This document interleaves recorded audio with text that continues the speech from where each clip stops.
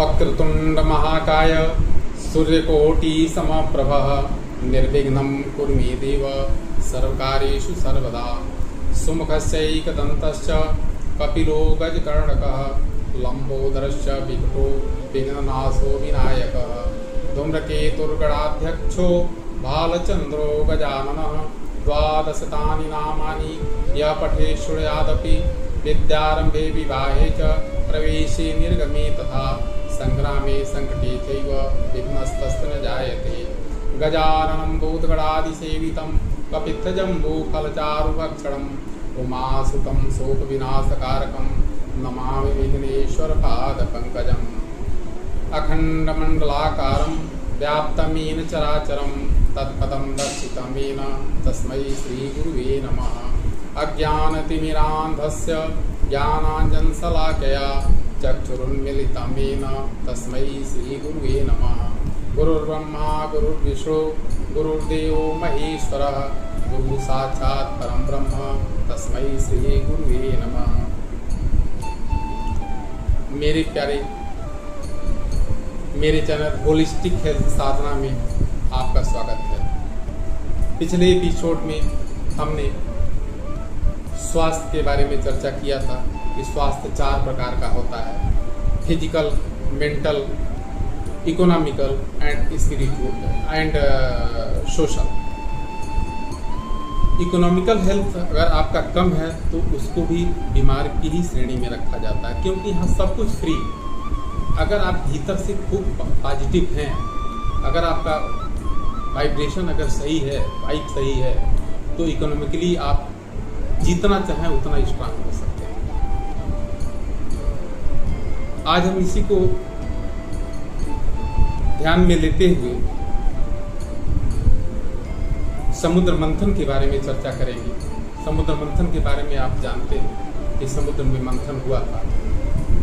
वास्तव में वो सिंबॉलिक, आपके शरीर में समुद्र मंथन अनवरत चल रहा है। आपके शरीर में 72% वाटर,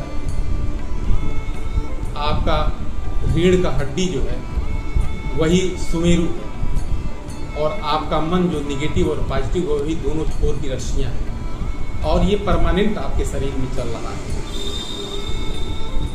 लेकिन अनजाने में सब हो रहा है, आप जान नहीं रहे। वही जागरूक होकर के अगर भीतर समुद्र मंथन होने लगे या आप करने लगी तो सब कुछ अच्छा होने लगेगा। समुद्र मंथन अगर जागरूक होकर के आप करेंगे तो सबसे पहले आपके भीतर से हलाहल विष निकलेगा। उसके बाद और सब चीज़ें जो निकलती हैं वो वास्तव में प्रकट होने लगेंगी। लेकिन अगर जागरूक होकर आप करिएगा तो ऐसा होने लगेगा। जो आपका पीड़ा और पिंगला चलता है, इसको भी रस्सी का दोनों छोर का प्रतीक माना जा सकता है। इसी को बैलेंस करना सिखाया जाता है। इसको बैलेंस कर दीजिए, बीच में आ जाइए। ये समुद्र मंथन, लेकिन बैलेंस एक बैग नहीं होता है, धीरे धीरे होता है। जब आप उसको धीरे धीरे नेगेटिव और पॉजिटिव, नेगेटिव पॉजिटिव करते करते जब बीच की स्थिति में आ जाते हैं, विष्णु की स्थिति में आ जाते हैं। विष्णु का स्थिति जो होता है वह बीच का स्थिति है।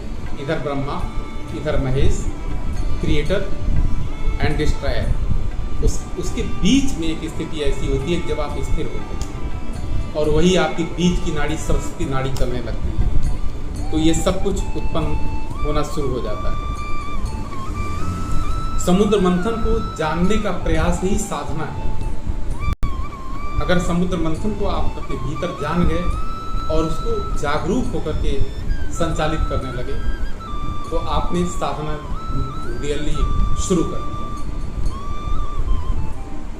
अब नेक्स्ट अगले एपिसोड में